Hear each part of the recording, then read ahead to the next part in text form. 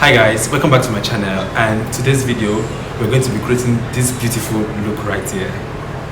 And if you want to see how I achieve this look, please keep on watching. Also, do not forget to follow me on Instagram, Facebook and Twitter, everywhere, Brushesofzeniba. Don't also forget to subscribe. I'm judging you. Do not forget to subscribe and click the bell icon so you get notified whenever I post.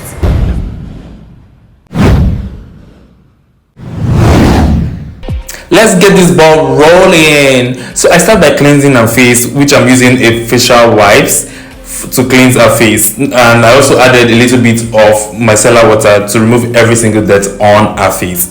Then I'm going in with my favorite, or not my favorite, one of my favorite moisturizers, which is the Eyebrow Lip Cream Concentrate. After applying that, then I went in with a CeraVe moisturizer, just a little tiny bit of it, before going in with this Ula Anything gel rush under our eyes. This is going to keep our eyes plumped and making sure my concealer do not crease.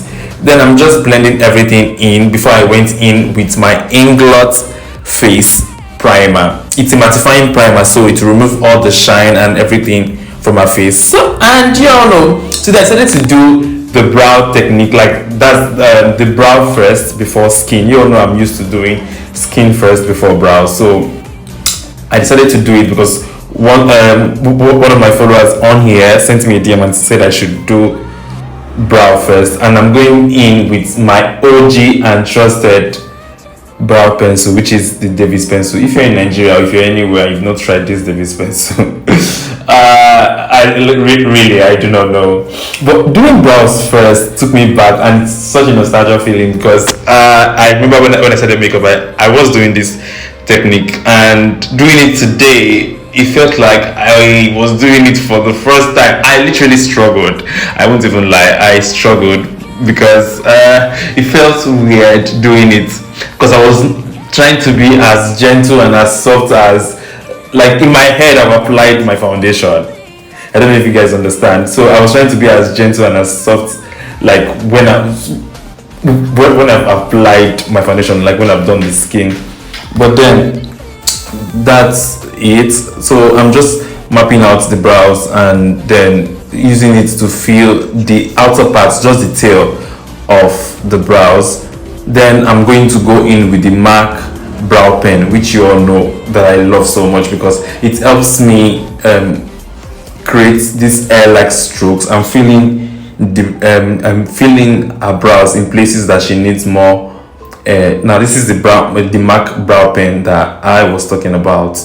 I just used it, like it's a very tiny pen, so you can just use it to stroke to create hair-like strokes on the brows, which is what I am doing here. I'm just filling in, creating hair-like strokes in places that I need more hair. I'm not going to touch the front, like I'm literally not going to add products or anything to the front. I'm going to leave it and then just create those hair-like strokes there, so you guys can see. You can see the difference from the front to the back one. I don't know if you guys can see on the camera. Yeah, so I'm just creating like strokes. Now I'm going in with my concealer just to clean up the brows and define it as well. This technique, I don't know, I think on Instagram lately I've been seeing a lot of tutorials where they'll say, oh, this technique is 2016 and the other side is 2021. Like the 2021 look is usually more natural, more like your brow kind of thing, not so much brow pencil, maybe brow powder and the rest. But nah, I'm still into my 2016 glam. This is glam for me. Literally, this is why I fell in love with makeup for me. So I'm just like in the outer part of our brows, being the front, I used a concealer that's close to our shade, and at the brow bone I used a lighter concealer. So right now I'm just using that concealer to blend all over our lid, just to create a clean canvas for me to apply my foundation. Sorry, not my foundation, my eyeshadow. I'm so sorry. So now I'm taking this brown burgundish, it's a brownish burgundy shade from this it's called, I can't remember the name of the palette, but it's this palette that has so much eyeshadow in it, a lot of matte shadows. Like, yeah, that's the palette. I can't remember the name of the palette because it's wiped off. I'm just using it. I'm applying it at the outer part, and then before going in with the major part of this tutorial, which is the smoky eyes. Now, creating the smoky eyes is very technical. Like, you have to be really gentle and precise with how you want your smoky eye to look. Now, with this technique, I only applied the black eyeshadow on a lid, and I was really gentle.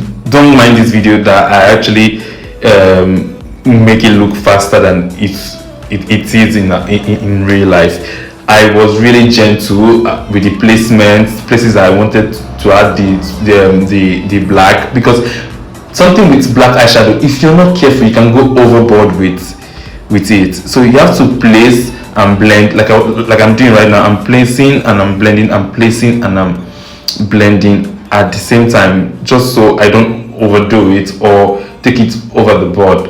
So I'm usually very careful when I want to rather when I'm doing eyeshadow, a smoky black eyeshadow. It's easier for me to do a brown eyeshadow, a brown smoky, or a different color, but with black it's difficult to blend out, so you have to be really careful with it. And I always see your best friend when it comes to smoky eyes, any type of smoky eye, are your blending brushes.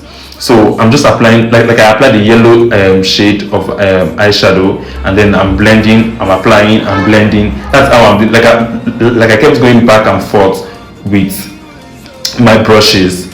So I have the black the blending brush that I use to apply the smoky eyes. I have a clean blending brush, and I also have the brush that I use in applying transition color, which is the yellow color. Now I'm just using this Sephora powder. This is a face powder. I'm using it to set the brow bone and also blend out the edges of the smoky eyes, so it looks diffused and it doesn't look ashy. You can see how the brow bone looks. Everything looks seamless and blended and well transitioned, as you guys can see. So now I'm applying the e.l.f. glitter glue. This is going to make sure the glitter holds very well and it doesn't fall on our skin. Then I'm going in with these glitters from Talk Glam. These glitters, they are very thin. It feels like you're using pigments. I don't know how to explain it, but this is a very beautiful glitters. It doesn't feel as chunky as most glitters look and feel. This looks really thin and really precise and fine. I really love these glitters, and I got them from Talk Glam Cosmetics. You can check them out on Instagram.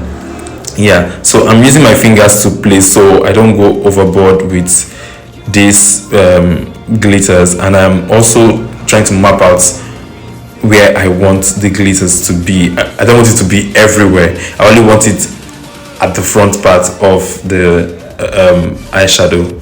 So I'm reapplying these glitters on the other side of our eyes. So notice how I'm using my fingers to press and push it in, and they've as you can see, we have minimal fallout courtesy of the glitter primer. This is what the glitter primer does. It helps the product to stick to the eyes very well. Now I'm just applying my wing. I'm just drawing my wing liner, which is the gel liner I'm using today is from Inglot, which is the one I usually use. Is the black one from Inglot. It's in the shade number 77. Yes, 77. And this fine and tiny brush that I also got from Talk Glam Cosmetics. It's our latest launch. Oh my god, I can't talk. I don't know, I'm still getting used to this whole voiceover thing. Like, I'm still getting used to talking to myself most times. I'm so sorry. I know I'm talking to you guys, and you guys are my friends. So I'm mapping out every single thing and trying to create the wing liner. I don't want something too dramatic. You know me, you all know me. On a normal day, my wing liners are usually very dramatic, but today I decided to keep it. For some other people, they might say this is dramatic, but for me, I think wing liner is my favorite part because I get to hold my breath so much that with wing liner you have to be extremely careful. So most times you don't want to oh my god, I shouldn't use that word. You don't want to mess things up. And then I went in with the skin, all skin done. The foundation I used is the Fenty and the Maybelline Superstay. I mixed both shades together. So after doing the skin, contouring, bronzing and all, I'm just applying illuminator to add that glow to our skin. You guys have seen my foundation routine, so you can check my previous videos. I'm going to link them in the description box to see how I apply my foundation. Usually I apply them in different techniques, but you get an idea of how I apply it. Damn, look at that glow. Ooh, courtesy of that illuminator. The illuminator I use is the Melanin Muse illuminator, and I also use the TM Essential Cheek Glaze. It's a liquid blush, like it illuminates the skin. Oh, that TM Essential is really beautiful.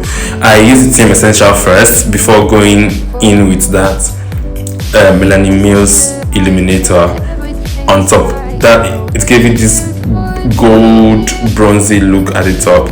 Now I'm just applying my highlighter to the bridge of her nose to further accentuate her nose and make it look like she has a really slim and long nose.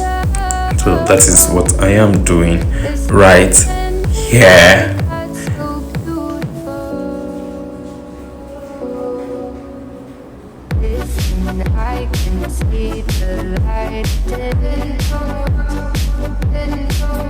So after that, I'm just using my beauty blender to just diffuse the highlighted areas. That's the place that I applied the highlighter, and so it looks like it looks all natural and doesn't look like it doesn't look like this straight line. I don't know if you guys have seen that type of makeup when you have those straight lines on the nose.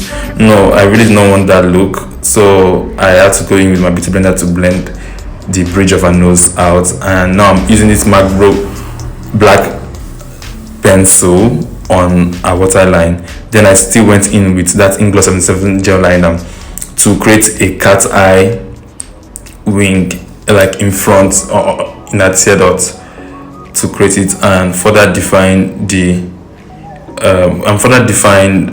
wing liner. So that's what I'm doing before I'm going to go in with lashes. But before applying lashes, I'm going to apply mascara. So the mascara, so our real lashes and the falsies will merge together and there won't be any demarcation. So you literally will not even know that she's wearing lashes, or not like you won't know. It gives this illusion that she's not wearing lashes, if I do say so myself. Yeah. So that's the idea, and that's what we're going with. With the way I love wing liner so much, like it has to be perfect. Most times I really do not show this process, but in today's video I decided to show this process. Sometimes I go in like 3 to 4 times to define my wing liners. Like I always like them to be pronounced, especially if my wing liner is going, especially if I'm doing a wing liner that is going to show, or it's not a baby wing liner. Usually if I'm doing a baby wing liner, I don't really care so much about how defined it looks, but with this type of look, I wanted my wing liner perfect. Now I applied lashes and I'm just applying mascara on a lower lash line to accentuate a natural lash line, accentuate a natural lashes, so it looks beautiful and voluminous. So it adds volume to the mascara. What am I saying? It adds volume to the lower lashes. Damn. Okay, I'm so sorry. Excuse me, guys. I'm being so dramatic today. And that is it. I don't even know why this clip is so long. After that, I'm using this lip palette. You know my favorite lip palette, and you know the shade I'm already using is the brown one. And today I decided to use the gray one as the main focus. So today's lip is, usually with my makeup you have to trust the process. Yeah, it sometimes it will look like it's overpowering, but I always have this vision in my head whenever I'm creating any look.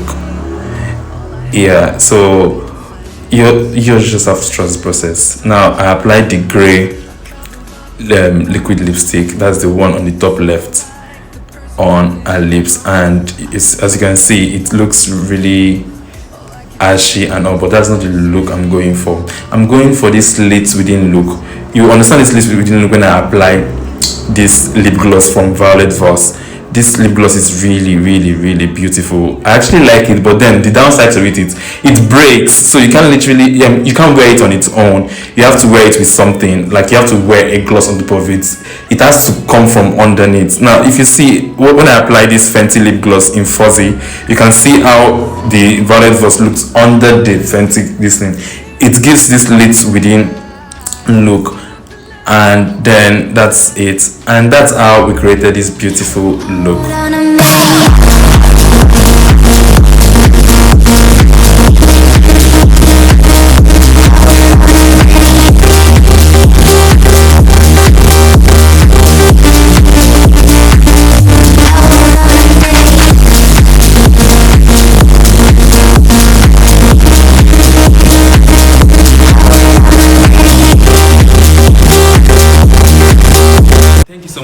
Today's video, and hope you learned one or two things from this video.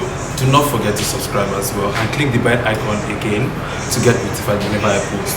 If you have video suggestions for me, I do not mind. If you have any looks, comment below the look you would like to see, and I'll try my best to recreate it to the best of my ability. Until next time, bye guys.